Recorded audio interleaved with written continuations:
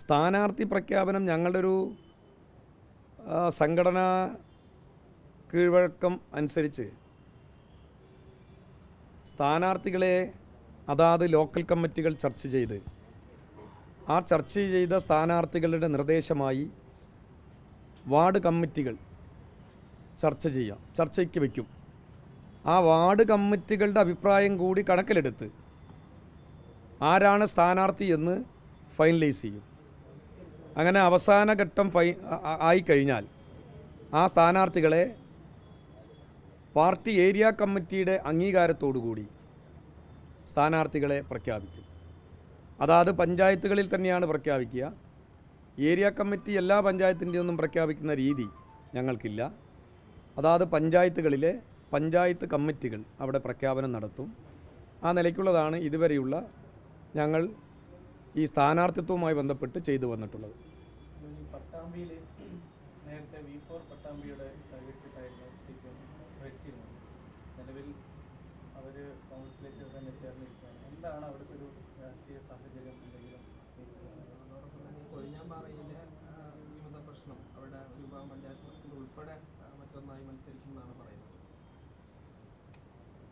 Pattambi V4 Pattambi നേരത്തെ കോൺഗ്രസ് ആയിരുന്നല്ലോ, അത് നിങ്ങൾക്ക് ഏവർക്കും അറിയാം. അവർ വീണ്ടും കോൺഗ്രസ് ആയി എന്നുള്ളൂ, വീണ്ടും കോൺഗ്രസ് ആയി. അതുകൊണ്ട് പ്രത്യേകിച്ച് ഇടതുപക്ഷ ജനാധിപത്യ മുന്നണിക്ക് വലിയൊരു നഷ്ടമൊന്നും ഉണ്ടാവാൻ പോകുന്നില്ല. ഞങ്ങളിത്തവണ ചെയ്യുന്ന അല്ലെങ്കിൽ നടത്തുന്ന പ്രവർത്തനം എന്ന് പറയുന്നത് കേരളത്തിൻ്റെ വികസന രാഷ്ട്രീയമാണ്, ക്ഷേമം നടത്തിയിട്ടുള്ള രാഷ്ട്രീയ പ്രവർത്തനങ്ങളാണ്. അതാണ് ജനങ്ങൾ മുമ്പിൽ വയ്ക്കുക. ജനങ്ങളത് നല്ലതുപോലെ ഇതിനകം തന്നെ മനസ്സിലാക്കിയിട്ടുള്ളതാണ്. ഇപ്പോൾ 400 രൂപ പെൻഷൻ കൂട്ടി, സ്കീം തൊഴിലാളികളുടെ എല്ലാം ശമ്പളത്തിൽ വർധനവുണ്ടാക്കി, സർക്കാർ ജീവനക്കാരുടെ DA കുടിശ്ശിക കൊടുക്കാൻ സാധിച്ചു.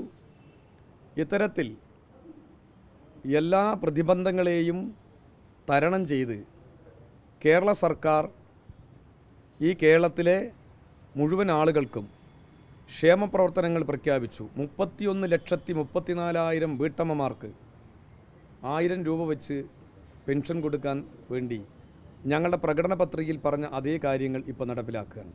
അതുകൊണ്ട് തന്നെ പട്ടാമ്പിയിലെ B4 എന്ന് പറയുന്ന സംഘടന കോൺഗ്രസിൻ്റെ കൂടെ കൂടിയാലും യാതൊന്നും ഞങ്ങൾക്ക് സംഭവിക്കാൻ പോകുന്നില്ല.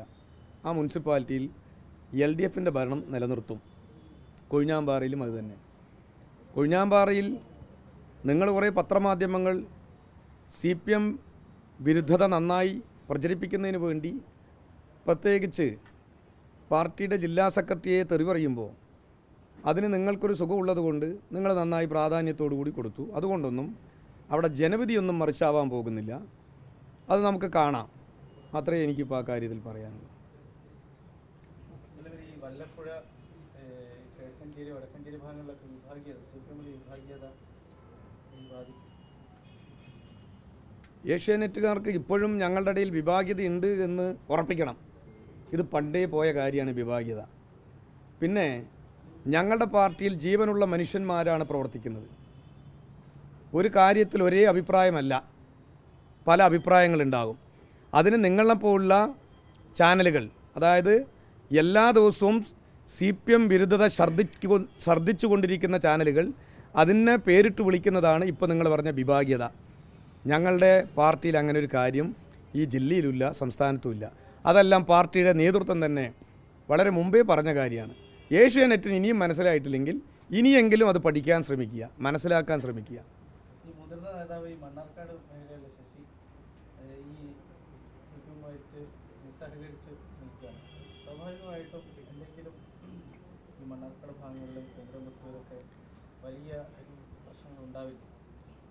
PK ശശി നിസ്സഹരിക്കുകയാണ് എന്ന് നിങ്ങൾ പറഞ്ഞപ്പോഴാണ് എനിക്ക് മനസ്സിലാകുന്നത്. PK ശശി ഇപ്പോഴും പാർട്ടി മെമ്പറാണ്. ഇപ്പോൾ പാർട്ടിയുടെ അനുവാദത്തോടു കൂടിയിട്ടാണ് അദ്ദേഹം KTDCയുടെ പ്രവർത്തനത്തിനായി വിദേശ പരിപാടികൾക്ക് പോയിട്ടുള്ളത്. അപ്പോൾ ഇവിടെ ഇപ്പോൾ നിങ്ങൾ പറയുന്നത് അങ്ങനെ ഒരു കാര്യം ശശി ചെയ്യുന്നു എന്നാണ്. ഞങ്ങളുടെ അറിവിൽ പെട്ടിട്ടില്ല.